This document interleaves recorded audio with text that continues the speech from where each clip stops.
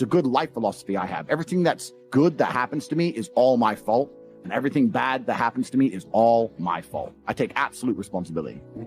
My favorite one is the difference between the king and the queen. Because the king moves one square at a time. And the queen can just zip across the board, right? So you're here in Miami, you're partying in Miami. They got all these parties right now. It's Art Basel, blah, blah, blah. You see all these chicks on a boat. For the man to get on that boat, it's one square at a time, right? He has to get a good job. He has to get his taxes right. He has to find a way to leverage credit. He has to meet the guy who sells the boats. He has to go through all this shit stage by stage by stage to finally pull off being on that yacht and having that yacht at the age of 56. A chick, what does she need? Lip fillers? Boom. Zip. On. She gets straight on. That's the difference between the king and the queen.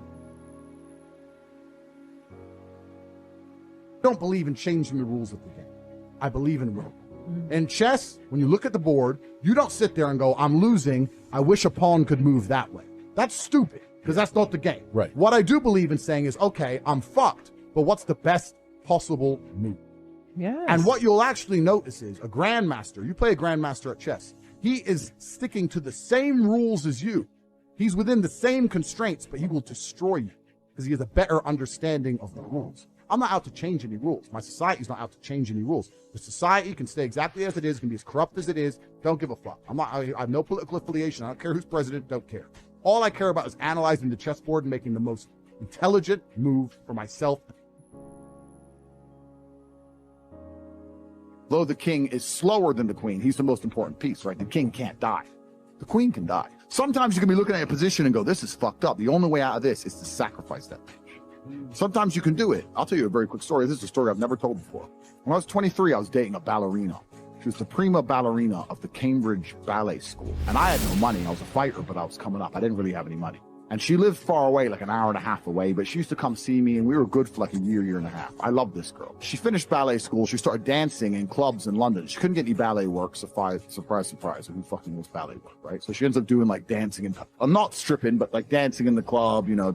So now she's around all the London money every day. She's out dancing all the time. She's up late every night. She doesn't want to drive an hour and a half to come see me. None of this shit. So we're kind of falling apart a little bit. She ended up talking to someone famous, David Hay. I don't know who he is, he's a boxer. So David Hay starts texting this bitch, right? Back and forth to that.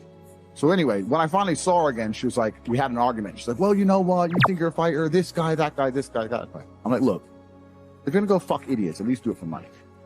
And she's like, what do you mean? I was like, well, if you're going to go fuck idiots, at least get paid because they don't give a fuck about you. Like, if you're going to play this game, at least do it for money. Right. So I had this argument with her back and forth, and I explained to her that these men are just going to use you. If you're going to do it, at least get paid.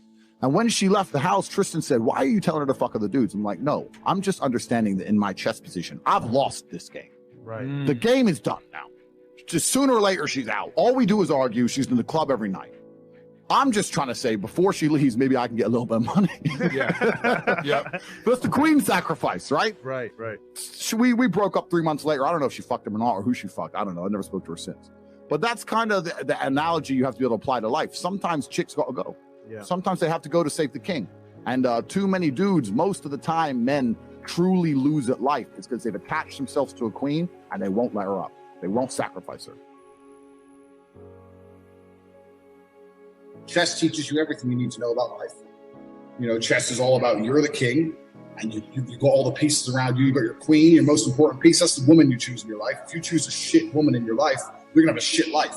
No matter how good a man you are, if your woman's giving you bullshit constantly, you're going to have a shit life. So you'd have a good queen. The queen needs to be in a good place and she needs to obey the king.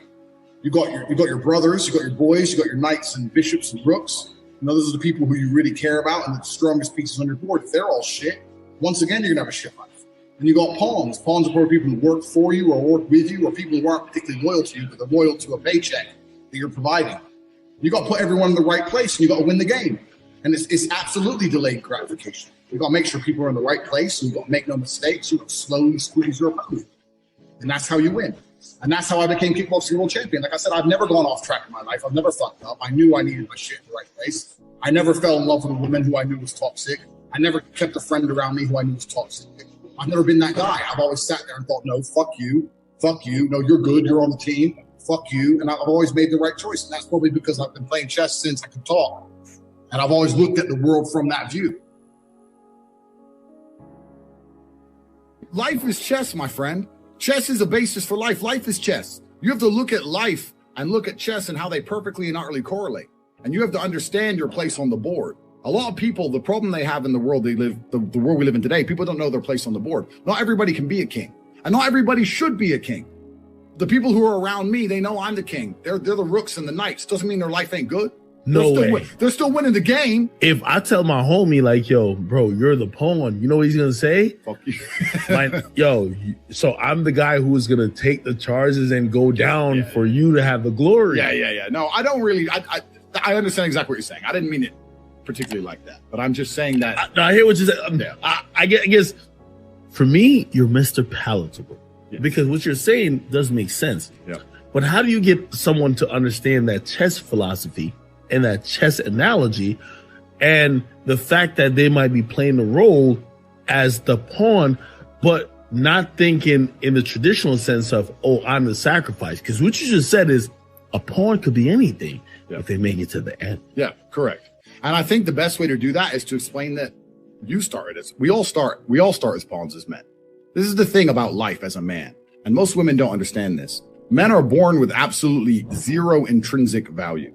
Male life is not respected. Think about it. Men have been dying since the dawn of time. We go to war. There'd be millions of us dying. Nobody cared, right? If 3 or 4 women died, it's a tragedy. If 4,000 men get blown apart, well, the men are doing what the men do, right? Male life has no intrinsic value. We can't reproduce. We're born with nothing. If you want to be something as a man, you need to go to war in some form. You need to be a pawn. If you're not a pawn, if you're born anywhere else on the scale, in most cases, you end up being a fake or a fraud. I'll tell you something, man. I know a lot of people with a lot of money, but they were born with it. And when you're born with it, you never really suffered. You've never been hungry. You've never hustled. You've never struggled. You always just call daddy. And there's something about them as a man that is missing. Trauma is absolutely necessary in the development of a man. We need trauma. We need that masculine essence. We need to suffer. We need to suffer, my friend. I think the worst life a man could possibly live is one without suffering. That's the thing about chess. It doesn't matter how well you played. It doesn't matter how nearly perfect the game was. If you lost, at some point, you made a mistake. Even if you can't identify it, at some point, you have made a mistake. And that's a fantastic metaphor for life as well. Because there's so many people out here who don't take responsibility, and they'll come along and go, well, COVID happened. That's why I lost all my money. No, I don't buy that. I don't give a shit what happened. At some point, you did not diversify. You did not prepare yourself. You made a mistake. It's a good life philosophy I have. Everything that's good that happens to me is all my fault. And everything bad that happens to me is all my fault. I take absolute responsibility. So chess teaches you that. I'm perspicacious.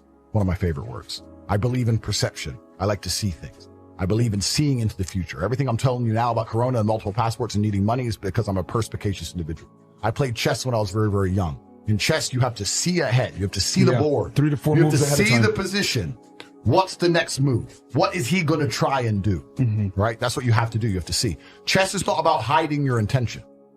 Chess is about putting your intention together so solidly that they can't stop it. Right? So that when you play chess and you're losing, you know what he's doing to you. You just can't stop him doing it to you. Yep. And that's the world we now live in. If you have half a brain, you know what they're doing to you. You know they're destroying your income. You know they're inflating the currency. You know they're locking you in your house. You know they're destroying free speech. You know what's happening, but you can't do anything about it, right? So as a chess player, you have to try and find the best possible move on the board. The reason I love chess is because it is extremely frustrating. And I like doing something that I can never master. Chess is probably the only thing that makes me feel stupid. Because I'm a smart dude.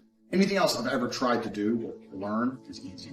Trying to fathom chess is frustrating like fuck. It's so complicated. Now, if you're watching this and you don't know how to play chess,